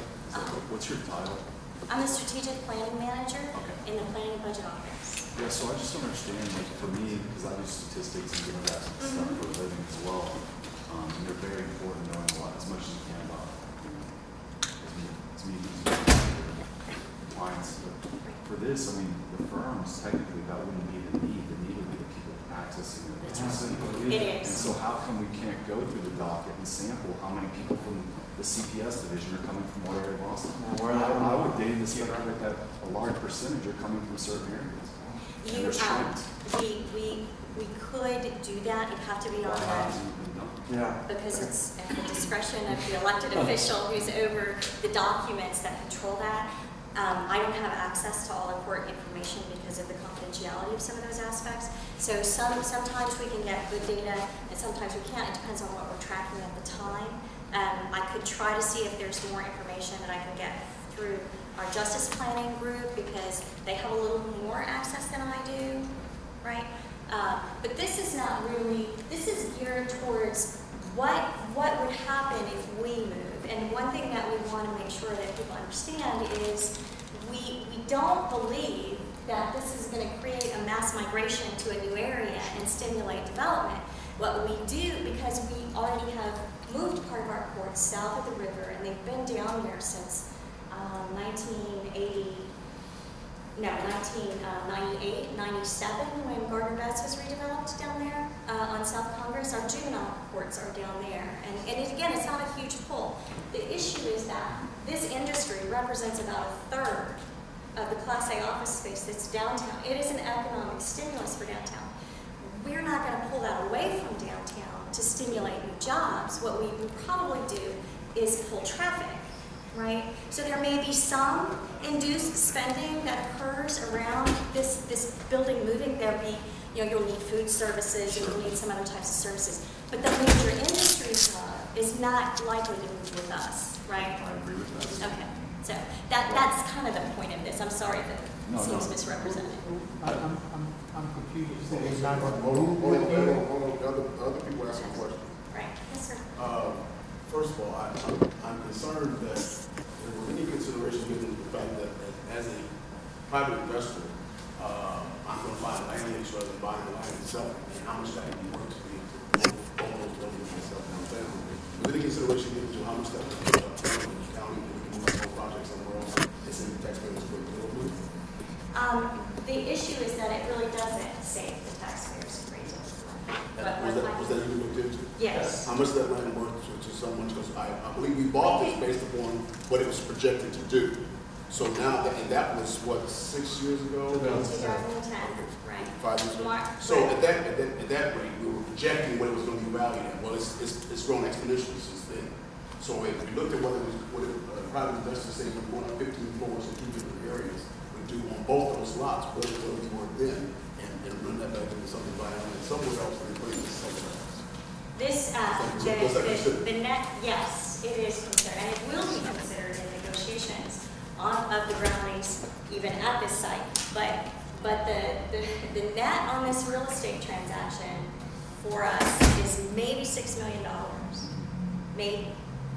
Okay, this is not a $100 million site. That's not what that is. Okay, so. You wish. Well, we got to go here in a minute. Yes, Just sir. two quick things before we wrap up. I've got to ask you a question on that. You think there's an ordinance preventing the height of the building having nothing to do with the new corridor because it's next to the park?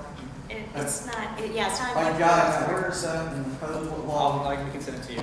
You got it to me. Don does. Austin, Texas. Please send that to me. Okay. And final question here. I want to go back to the ballot language that I just read, and how general and how broad it is. And then you said, oh, it's going to be design built. So we don't know what's going to be built unless the voters approve it. Then you'll get specific plans. So how does that jive with?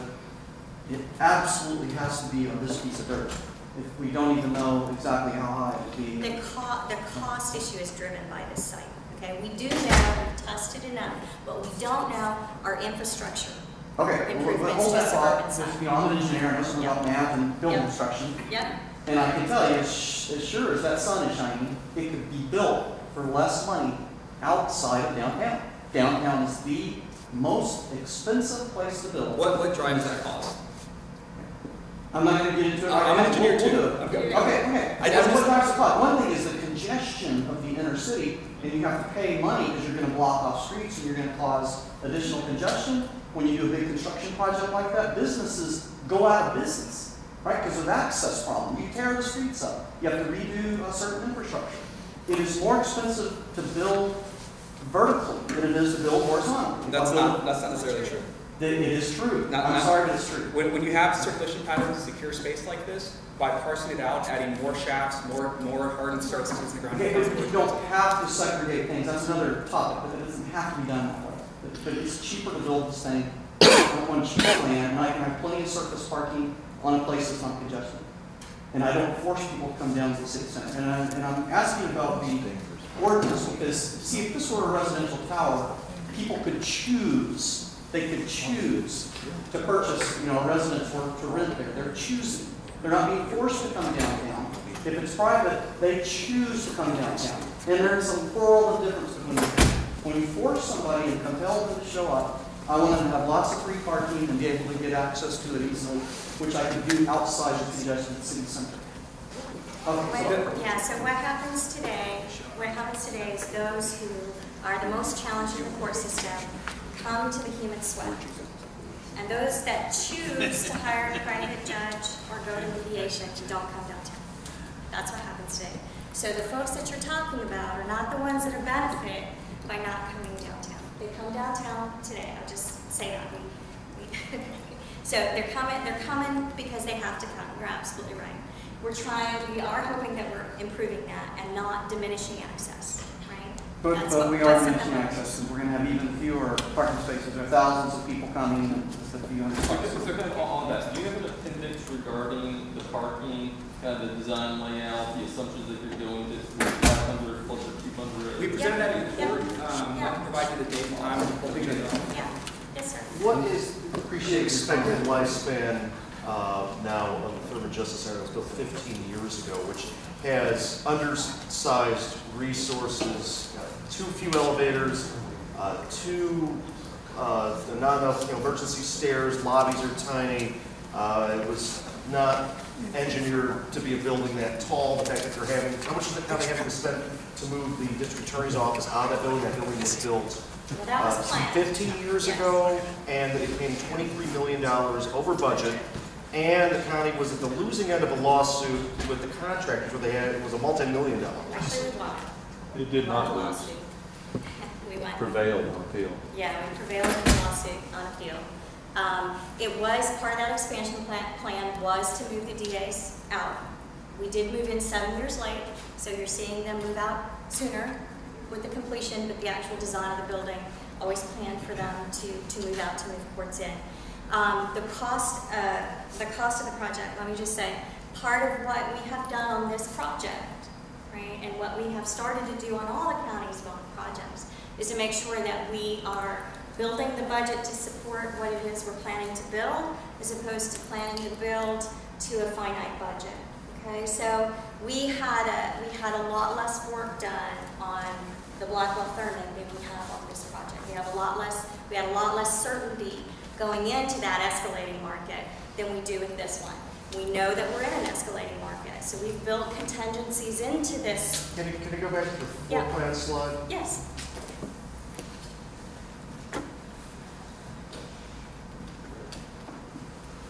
So it's only got 8 elevators for a building with this much volume? We have escalators, there's 4 floors in the bottom, and that's where we're going to see the most traffic, right? So we've gone through the analysis, we know how they're going to move in and out of the building.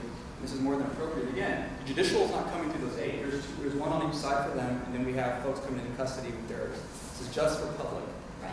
So, and we have stacked the buildings, so the lowest volume courts are at the top. The highest volumes are on those escalators, so people can choose to wait for the elevator or not. It also allows for you to be able to split programming on those elevators on certain days if you need more frequent stops on the lower floors on jury days, right? So, and it also has a stair that goes 2 floors. So if you're just coming in to go to the law library, or you're going to the Pro Se Center, so you can go do some legal research, or you can access services in some way, you don't even have to get on the elevator, all right? So we are trying to take the failure to infuse what should happen, right? And that's where we come up with our minimum criteria for the performance of this building. That's what we have.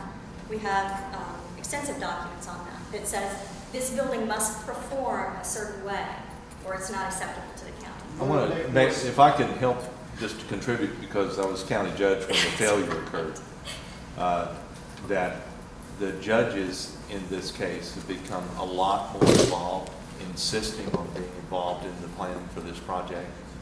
And the staffing that we have now is super higher quality than what we had available before. And the technique of using a design build wasn't even available to the county when that damn jail was built over there. Well, that's and so this is light years better planned and better analyzed than anything I saw during my What is the usable life of the Thurman Justice Center? If they're talking, there's already like rumblings that the building needs to be replaced anyways, would it make more economic sense for the taxpayer to combine both of these and have one centralized judicial building in East Austin, build it horizontal, not vertical, and where it's less expensive to expand because you just build out, not up, and not have to factor in a load, potential load requirements on the lower floors, which make the building inherently more expensive anyways. Well, understand that if you're going to go mid-rise, you still have to have elevators, right? And so every time you do that, it adds cost. Every time you add an elevator shaft, it adds cost. So we need to be careful of that. And also understand that you want your building, people aren't going to walk 3 blocks just because they're inside. I mean, you still have to have a building that's tight, that you can operate and people will move well in. And so you can't, we would love to think that you could just sprawl it as big as you needed to keep it low rise. That's not practical. What happens is you have to start dividing up the buildings. That becomes much more expensive to operate over time. Remember when I talked about M&O versus INS rate, the debt service rate? That M&O rate for all of the times that you build low-rise campus type environment, you have to very carefully analyze where your break-even is. If you can build a 10-story building that's still acceptable to the neighborhood instead of a 5 and a 6 or 2 4 stories or 2 5 stories, it's a lot more efficient for us to operate that way. Okay? Particularly when you're talking about having inmate movement patterns and your staff patterns that are back of house as well. It's not just the judges that move back of house, staff does too in some cases on some of these Why floors. does this thing cost more as a 14-story building that takes up half a city block than the JW Marriott, which is a 35-story building that takes up nearly an entire city block, and it has all these service corridors that you were mentioning. It has more elevators. It doesn't have that red. That's the security level hardened. It's detention grade. Right, so that's jail detention. The other thing is that we are parking underneath it because that's what the community told us they wanted. That's what the Commissioner's Court agreed. The community wants this parking to be delivered. It's engineered for that to be under a court building. So there is some, yes. And what's the water table? Because you really dig down so many and we've levels for analyzed different that. water. That's right. That's part of this parking constraint, is how far down is it reasonable. So when we looked at, here's what I think we can convince the AG is a reasonable overbuild, we looked at, should we be arguing for more? What will the site give us? And the break even for us was 4 levels is about where you're going to go without absorbing some more costs. We could go 2 more, but it's cost prohibitive. So since the AG is part of the buildings to support the AG child support, how much money is the county getting? We have a statutorily unfunded mandate from the state to provide them space at no cost. It's a legislative mandate that we provide the facility. They provide the stuff. Yes, I understand. I can measure there. But yes, that. It is frustrating to see what a courthouse costs, and the lack of dealing with circulation in the criminal justice building over there has been an ongoing concern and a danger. And I'll tell you that of all the areas of danger when people come together at a courthouse, you might have thought the greatest danger was criminal courts. It's not. It's the family courts. When I was county judge, when we first started, we had no security on any of our buildings. We did it because of a shooting involving a family court. nothing at the jail. The jail has cops all over the place and armed people there. These family courts is where people are hyper emotional and you see more shootings and things like that. When we put that security in place, it was in the courthouse, it was because of the family courts. So we have like armed guard, metal detectors, armed guards. So why do we need to have Kevlar reinforced dioceses if we have, are we dousing the security? I'm just saying that this circulation plan makes a lot of sense to people who practice in the courts and understand the separation that is needed between jurors, judges, the general public, the witnesses, the incarcerated individuals, and so forth. That all makes a whole lot of sense for people that actually go to court and understand what it is. I would offer from a liability side, being on the owner's side of the question of why should we Kevlar line any of the elements in the courtroom, because we do the jury box and the witness stand, not just the judge's bench. And in the event that something were to happen and you had not installed it, I wouldn't want to really have to participate in that discussion. I'm not sure that that's a huge cost driver. The millwork, the bench, those big setups for the judge's benches and the witness stand and the jury box and the gallery rails, that's expensive. Why does it have to be overly ornate? It doesn't, and we're not planning for it to be, but we are planning for it to have the right heights, so everybody can see each other, that it be universally designed, so that if somebody is mobility impaired, they have the same right to sit on the witness and access to the witness box as someone who is non-mobility challenged. So right now, they don't have that ability in all the courtrooms in the human sweat. And that you have safe refuge in the outside chance that you need it. Again, the intent is that nothing gets into the building. Scott mentioned, what is the useful life of the Thurman Justice Area, and what's the county's long-term goals to either? We have a long-term plan. Our long-term plan is to continue to use that building as a criminal court asset. What we will continue to analyze is whether we put district courts and county courts, we do an expansion with courtrooms. If we try to continue to just maximize that building for courtrooms and move all office space out, that gets a little tricky, but our plan shows infill development that will adjoin that building, so we are not abandoning it. It's going through its 15-year cycle. There are certain things that are going to start needing replacements, but every building does that. So what's the budget? 15, 20, 30 years. Well, that's the reason why I asked. It's like if you're having these infrastructures, these holding cells and these traffic patterns on the non-court floors, and they're not expected to be built out for 20 years. Well, you're saying stuff has to be replaced after 15 years. We're only putting the elevator chases through, right? Nothing else is built out on those floors. The elevator's got to go from the garage anyway, right? So if you don't need it, you never fitted it out. If you do need it, you fit it out at that time. So that infrastructure would go in new at that time. This, if it's on a higher floor and you need to retrofit it, it's still, because of the type of space it is, it's going to be maximum security space. It's stainless steel and concrete. It's not going to need much retrofit. Speaking of retrofitting, how much money is being allocated this budget cycle towards renovations of the sweat building before it's gutted? Because I noticed the last time I was up there about a month ago, one of the elevators is being retrofitted. I mean, how much does that cost? I'll have to go back and check for you. One of the things that they're doing is rebuilding, because it was down 6 months last year. So they're rebuilding that whole elevator. Would I wish we could defer that and do all of them at the same time? Sure. But we still have to operate the building until another plan comes along. So that's the reason that one particular elevator is being rebuilt at this time. It just wasn't operational. When was the last major renovation of this building? The last major overall was some ADA upgrades that went into the building, and work on the jail floors to actually get the windows to close, because they were frozen open, they were rusted open, and pigeons and things were coming in, and that was we finished up the ADA work in 92 when I started, because I took over kind of warranty work or something like that. So that's the last major. We have an ongoing general stuff, but nothing that was a major allocation I could go back and look for. So that's 92, 91. Yes, anything else? Yes, sir. Thanks, John Goldstein. I think that the metaphor that you're using for the alternatives of the South Congress Old Torque one is not a good metaphor to use. It's not a good comparison because the Zimmerman-Houston proposal is way out east.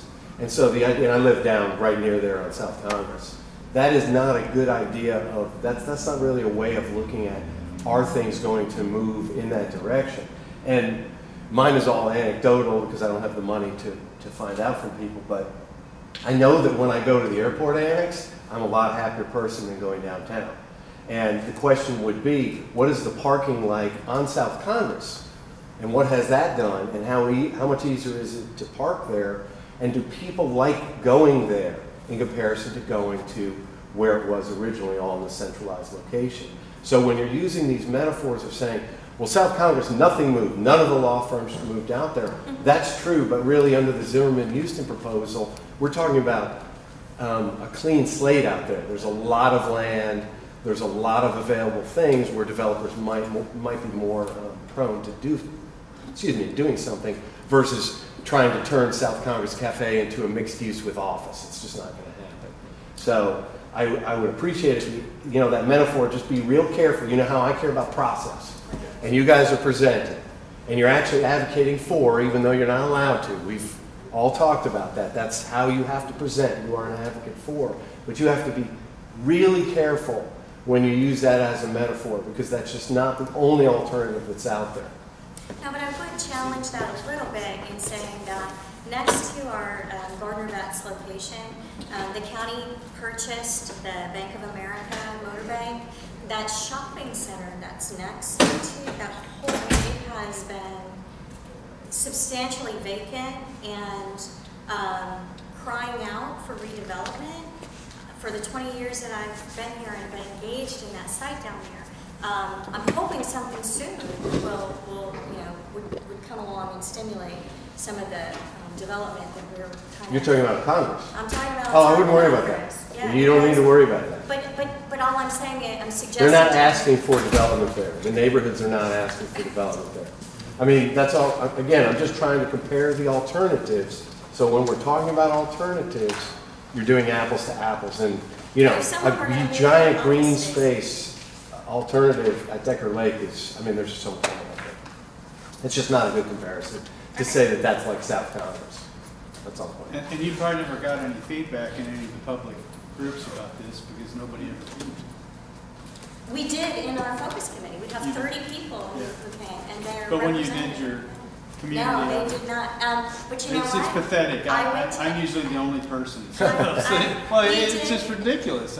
We did attend... That is what it is. We did attend the economic symposium for East Austin Economic Development. This project did not come up, period. Yeah. Even after this Councilman Zimmerman's proposal was out there, the community wasn't engaged on this.